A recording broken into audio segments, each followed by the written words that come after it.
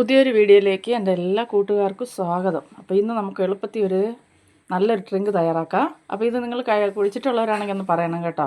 ഹെൽത്തിയാണ്, മാത്രമല്ല നല്ല ക്ഷീണമൊക്കെ മാറി നമുക്കൊരു ഉന്മേഷമൊക്കെ കിട്ടും കേട്ടോ. അതിനായിട്ട് ഞാനിവിടെ 1/2 കിലോ പാളയംകുടൻ പഴം എടുത്തിട്ടുണ്ട്. അപ്പോൾ നമുക്ക് ആദ്യം ആ പഴമെല്ലാം ഒന്ന് തോല് മാറ്റിയതിന് ശേഷം നമുക്കിതുപോലെ ഒരു പാത്രത്തിലേക്ക് ഇട്ട് കൊടുക്കാം. ഇനി നമുക്കിതുപോലെ ഒന്ന് പഴം നല്ലപോലെ ഒന്ന് ഉടച്ചെടുക്കണം. അപ്പോൾ ഇതുപോലെ ഒരു തവിയോ തടിത്തവിയോ എന്തെങ്കിലും വെച്ചിട്ട് ഒന്ന് ഉടച്ചെടുത്താൽ മതി. നല്ലപോലെ ഉടഞ്ഞ് കിട്ടും. അപ്പോൾ വീഡിയോ കണ്ടുകൊണ്ടിരിക്കുമ്പോൾ ഇഷ്ടപ്പെട്ടാൽ ഒരു ലൈക്ക് തരാനും പ്രിയപ്പെട്ടവർക്കെല്ലാം ഒന്ന് ഷെയർ ചെയ്ത് കൊടുത്ത് എന്നെ സപ്പോർട്ട് ചെയ്യാനും, ആദ്യമായിട്ട് ചാനൽ കാണുന്നവരാണെങ്കിൽ ചാനലൊന്ന് സബ്സ്ക്രൈബ് ചെയ്ത് തൊട്ടടുത്തുള്ള ബെൽ ബട്ടൺ കൂടി ഒന്ന് അമർത്തി ഓൾ എന്നുള്ള ഓപ്ഷൻ ഒന്ന് എനേബിൾ ചെയ്യാനും മറന്നു പോകരുത്. പഴമെല്ലാം ഇതുപോലെ നല്ലപോലെ ഉടച്ചെടുത്തിട്ടുണ്ട്. ഈ പരുവത്തിന് ഉടച്ച് മാറ്റി വെച്ചിട്ടുണ്ട്. ഇനി നമുക്ക് വേണ്ടത് പഴത്തിന് ചെറിയ പുളിയും മധുരമൊക്കെ ഉണ്ട്. അപ്പോൾ ഞാനിതാ ഒരു കപ്പ് ഇതുപോലെ ഒരു തവി നിറച്ച് ശർക്കര, നല്ല പൊടിച്ച ശർക്കര, കല്ലും മണ്ണും എല്ലാം നീക്കി ശുദ്ധീകരിച്ചെടുത്ത ശർക്കര പൊടി ഉണ്ടല്ലോ, അതെടുത്തിട്ടുണ്ട്. അപ്പോൾ അത് ചേർത്ത് നല്ലപോലെ ഒന്ന് മിക്സാക്കി എടുക്കുക. ഈ പഴത്തിൽ ഈ മധുരം എല്ലാം പിടിച്ച് കിട്ടണം. നല്ലപോലെ മധുരമൊക്കെ നിങ്ങളുടെ ഇഷ്ടത്തിനനുസരിച്ച് ചേർക്കുക. ഒരുപാട് ഞാൻ മധുരം ചേർക്കാത്തതുകൊണ്ടാണ് ഞാനിത് കുറച്ചെടുക്കുന്നത്. മധുരം വേണമെങ്കിൽ ഇനി ഒരല്പം കൂടെ ചേർത്ത് കൊടുക്കും. അപ്പോൾ ഇതെല്ലാം നല്ലപോലെ ഒന്ന് മിക്സാക്കി എടുത്തതിന് ശേഷം നമുക്ക് നല്ല കട്ടിയായിട്ടുള്ള തേങ്ങാപ്പാൽ തന്നെ ഒഴിച്ച് കൊടുക്കാം. ഞാൻ ഒരു തേങ്ങയുടെ പാൽ ഇതുപോലെ പിഴിഞ്ഞെടുത്ത് വെച്ചിട്ടുണ്ട്. അപ്പോൾ തേങ്ങാപ്പാൽ നമുക്കിതുപോലെ ഒഴിച്ച് കൊടുത്ത് നല്ലപോലെ ഒന്ന് മിക്സാക്കി എടുക്കാം. എത്രത്തോളം ലൂസ് വേണമെന്ന് വെച്ചാൽ അതിനനുസരിച്ച് എടുക്കും. ഇപ്പോൾ ഞാനത് കുറച്ചുകൂടെ ശർക്കരപ്പൊടി ചേർത്ത് കൊടുക്കുന്നുണ്ട്.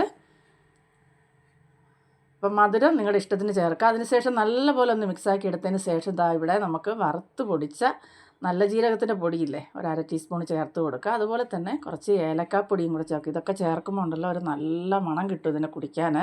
അപ്പോൾ നമുക്കിത് ഒരിക്കൽ കുടിച്ചാൽ പിന്നെ കുടിച്ചുകൊണ്ടേ ഇരിക്കും കേട്ടോ, അത്രയ്ക്ക് ടേസ്റ്റാണ്. അപ്പോൾ ഒരിക്കലെങ്കിലും ഒന്ന് ഇതുവരെ തയ്യാറാക്കിയിട്ടില്ലാത്തവരാണെങ്കിൽ തയ്യാറാക്കി നോക്കാം. അപ്പോൾ ഒന്നുകൂടെ ഒന്ന് ടേസ്റ്റ് കൂട്ടാനായിട്ട് ഞാനിത് ഒരു പാൻ അടുപ്പത്ത് വെച്ചിട്ടുണ്ട്. ഇങ്ങനെ തന്നെ നമുക്ക് ഉപയോഗിക്കാം. അപ്പോൾ ഞാൻ ഒന്നുകൂടെ ഒരു രുചി കിട്ടട്ടെ എന്ന് വിചാരിച്ചിട്ട് ഒരല്പം നെയ്യ് ചൂടാക്കി അതിലേക്ക് കുറച്ച് കശുവണ്ടി ഇതുപോലെ ഞുറുക്കിയിട്ട് ഒന്ന് മൂപ്പിച്ചെടുക്കുന്നുണ്ട്. ചെറുതായിട്ടൊന്ന് മൂപ്പിച്ചെടുത്തതിന് ശേഷം നമുക്ക് അതും കൂടി ഇതിലേക്ക് ഒഴിച്ചു കൊടുക്കാം. അപ്പം നല്ല മണവും നല്ല സ്വാദുമാണ്. നമ്മുടെ ക്ഷീണവും തളർച്ചയൊക്കെ മാറും കേട്ടോ. തേങ്ങാപ്പാൽ ശരീരത്തിന് നല്ലതാണ്. നമ്മൾ തേങ്ങ ചൂടാക്കുന്നൊന്നുമില്ല, തേങ്ങാപ്പാൽ പിഴിഞ്ഞെടുത്തത്. അതുപോലെ തന്നെ ഇതിൽ നമ്മൾ ചേർത്ത പഴം, പിന്നെ മധുരത്തിന് ഒരല്പം ശർക്കര ചേർത്തിട്ടുണ്ട്. അപ്പോൾ പഞ്ചസാര ചേർക്കരുത്, ശർക്കര തന്നെ ചേർത്ത് ചെയ്യാൻ നോക്കുക കേട്ടോ. ഇങ്ങനെ കുടിച്ചിട്ടുള്ളവരുണ്ടെങ്കിൽ അഭിപ്രായം പറയാം. അപ്പോൾ അടിപൊളിയാണ്. ഇതെല്ലാം കൂടെ ഒഴിച്ച് കഴിഞ്ഞപ്പോൾ ഉണ്ടല്ലോ മണം കൊണ്ട് നിൽക്കാൻ വയ്യ, കുടിക്കാൻ തോന്നുക കേട്ടോ. അപ്പോൾ അത്രയ്ക്ക് രസമാണ്. ഇനി നമുക്ക് ആവശ്യാനുസരണം അതിൽ ഇത്തിരി കട്ടി കൂടുതലും തോന്നുവാണെങ്കിൽ കുറച്ചുകൂടെ തേങ്ങാപ്പാൽ ഒഴിക്കാം കേട്ടോ. കുടിക്കുന്ന പരുവത്തിന് എടുക്കുക. ഇനി നമുക്ക് ആവശ്യാനുസരണം ഒരു കപ്പിലേക്ക് നമുക്കിത് പകർന്ന് കുടിക്കാവുന്നതാണ്. അപ്പോൾ നിങ്ങൾ തയ്യാറാക്കി നോക്കുക.